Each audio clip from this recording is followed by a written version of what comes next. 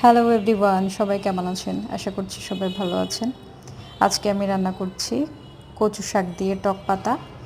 আর অনেকে টক পাতা হয়তো চিনেন না, তো এটা হচ্ছে পাতাটাই এমন মানে টক আর কি।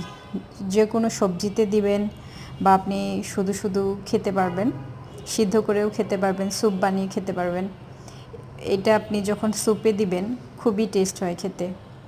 তো যাই হোক, কচু শাক আর টক পাতা দিয়ে সিদ্ধ করে নিয়েছি।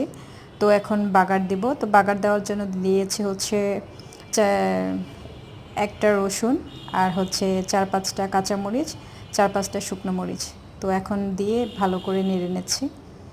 তো আমি নর্মালি অনেক সময় শুটকি দিয়ে খাই, তেল ছাড়া খাই।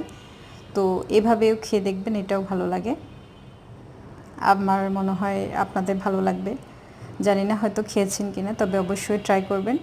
খুবই টেস্টের একটা রান্না বলা চলে।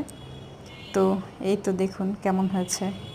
আমার রেসিপি ভালো লাগলে অবশ্যই একটা লাইক কমেন্ট দিয়ে থাকবেন। ধন্যবাদ সবাইকে।